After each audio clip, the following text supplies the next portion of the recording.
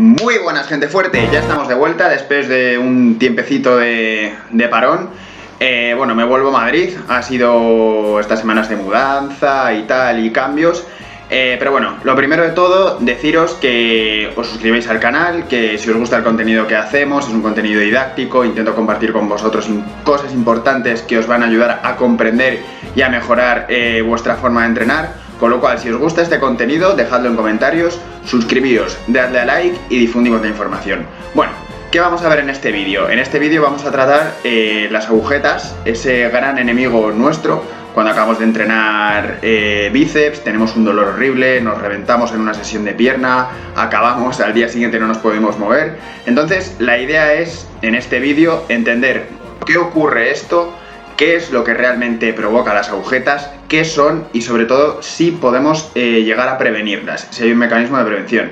Entonces, bueno, no me enrollo más y ¡vamos a por ello!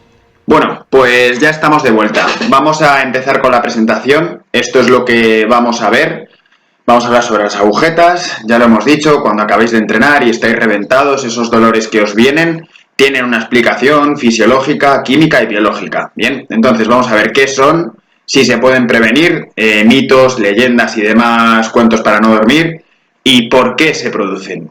Lo más interesante quizás es entender el qué son las agujetas. Las agujetas, y por eso está aquí en verde, es un proceso inflamatorio. Es decir, cuando yo entreno, daño el tejido muscular, requiere un proceso de reparación y eso es un proceso inflamatorio, ¿de acuerdo? Entonces eso genera dolor. El máximo pico de agujetas lo encontraremos a las 48 horas, 72 horas, es decir, a los 2 o 3 días. Es un daño dentro de la propia célula muscular, es un daño en el músculo, no es otra cosa. Ya veremos después mitos y leyendas y demás, pero es esto, nos tenemos que centrar sobre todo en este concepto. Se acentúa después de contracciones excéntricas. ¿Qué quiere decir esto? Hay 3 tipos de contracciones: concéntricas, excéntricas e isométricas. Para que os hagáis una idea, cuando yo estoy haciendo un curl de bíceps y acerco la mancuerna o la barra a mí, cuando hago una flexión de codo, eso sería una contracción concéntrica. Cuando hago la fase negativa, es decir, cuando alejo la mancuerna o la barra de mi cuerpo, estaré haciendo una contracción excéntrica. Y cuando yo mantengo sin movimiento tensión en toda esa zona, sería una contracción isométrica. ¿Por qué la contracción excéntrica es la que más agujetas provoca? Porque es la que nos permite soportar más carga y por lo tanto provocar mayor tensión mecánica, es decir, levantar más peso, y eso genera más daño muscular, destroza más el músculo. Escala de estímulos. ¿Qué es lo que quiero decir con esto? Que según nuestro cuerpo se va acostumbrando a entrenar a una determinada intensidad, nos iremos adaptando a esas agujetas, es decir, cada vez nos dolerá menos. Para que lo entendáis, un ejemplo muy sencillo. Si yo, por ejemplo, empiezo entrenando peso muerto con 100 kilos, estoy una semana entrenando con 100 kilos, probablemente esta primera semana esté reventado, pero cuando ya esté 4 semanas, pues ese estímulo ya me habrá adaptado a él, por lo tanto las agujetas no existirán o serán muy leves. Si quiero seguir generando daño muscular, es mi objetivo, pues tendría que subir ese peso y así sucesivamente ir adaptándome a diferentes tipos de carga. Cuando tienes tú más nivel de entrenamiento, es decir, estás más tocho, podrás asimilar mejor las agujetas y sobrellevarlas. Y después una cosa muy importante es que en el momento en el que el músculo se contrae, se estira o simplemente abandona su estado de reposo, ya existe daño muscular, pero es lo que hemos dicho. Yo, por ejemplo, una persona mayor se puede levantar de una silla y para ella puede ser un mundo, y ya puede provocar un daño muscular, pero para una persona de gimnasio, una persona entrenada, pues esto no es. Este daño muscular no supone agujetas. Es decir, que haya daño muscular no quiere decir que haya agujetas. Se correlaciona directamente con esto que hemos dicho de la escala de estímulos. Bien, después, cosas importantes, los síntomas de las agujetas. Esta es la foto que he subido a Instagram, en mi página, pero bueno, lo voy a explicar y lo voy a desarrollar. Las agujetas se pueden producir al aprender movimientos nuevos. Aquí he puesto patrones de movimientos nuevos o desconocidos. Es decir, para que lo entendáis, por ejemplo, si yo estoy acostumbrado a entrenar un press de pecho sentado en máquina y de repente, yo llevo un año entrenando solo esto y de repente meto un ejercicio nuevo como puede ser el press de banca, aquí el press de banca posiblemente genere unas agujetas muy grandes, y a la inversa probablemente también. Si yo estoy entrenando solo press de banca y meto, por ejemplo, un presentado de pecho, sencillamente por el ángulo en el que estás trabajando y por la diferente posición, ya generes un estímulo nuevo y por lo tanto agujetas. Las agujetas pueden llegar a durar de 4 a 7 días. Que no duela, ¿vale? Que sea el pico a los 2 días o a los 3, no quiere decir que el daño muscular, que el proceso inflamatorio haya terminado. Se puede prolongar hasta 7 días.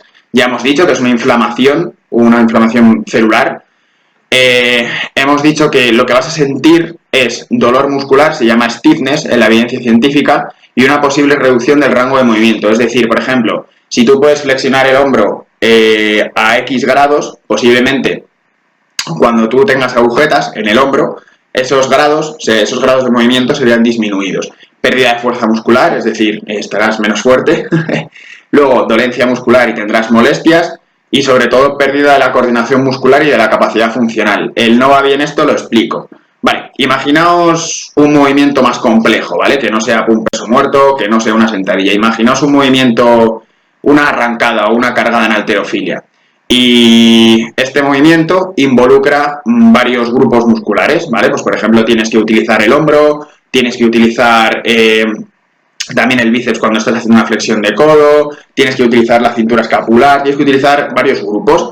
Entonces imaginaos por ejemplo que yo al día anterior he hecho un face pull, ¿vale? El ejercicio que revienta la retracción, o sea, toda la cintura escapular, ¿no? Toda la musculatura retractora de la escápula. Y yo solo tengo reventado, tengo agujetas.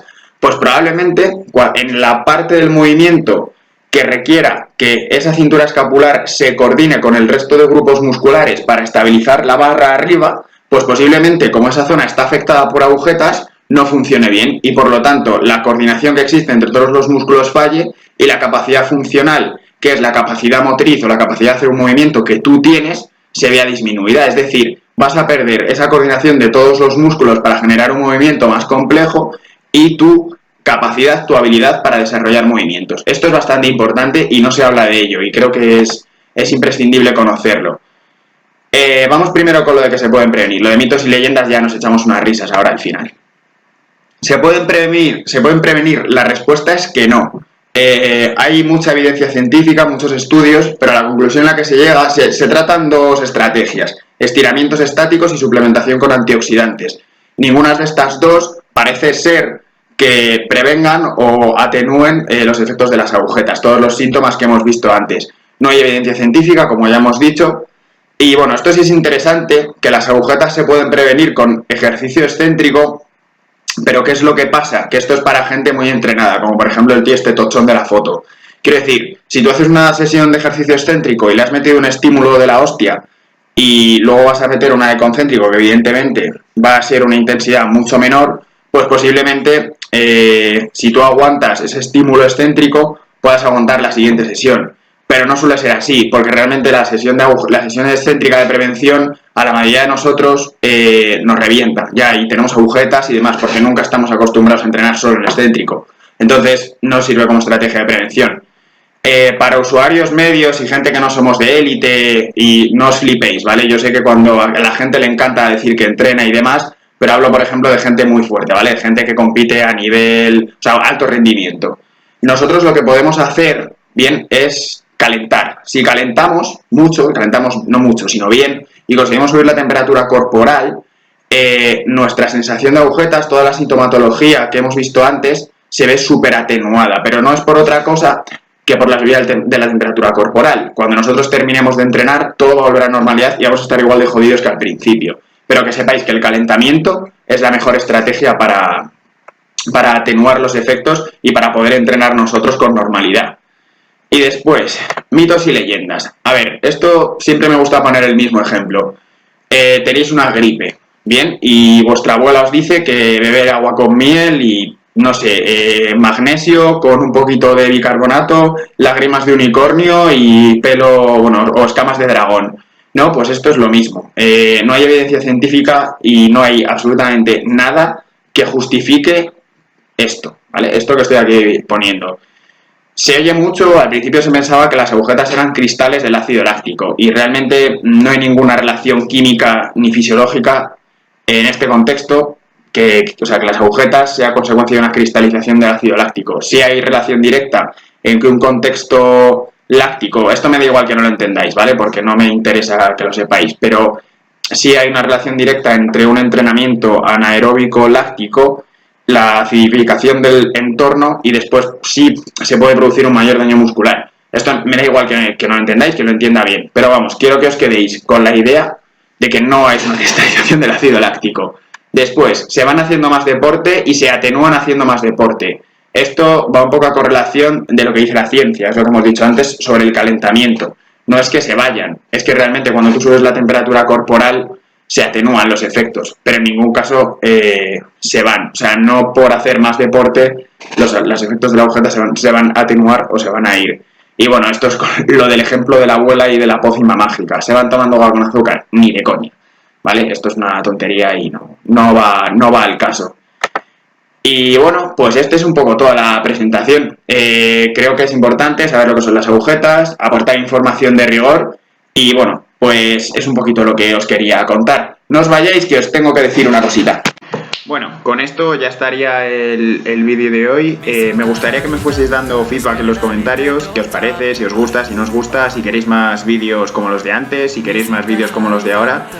Y es importante para mí porque hoy quiero seguir trabajando en esto, quiero seguir mejorando la calidad y bueno, sobre todo ir currando. Así que nada, si os ha gustado, como siempre, dadle a la campanita, suscribíos, dadle a like y difundidlo. Nos vemos en próximos vídeos.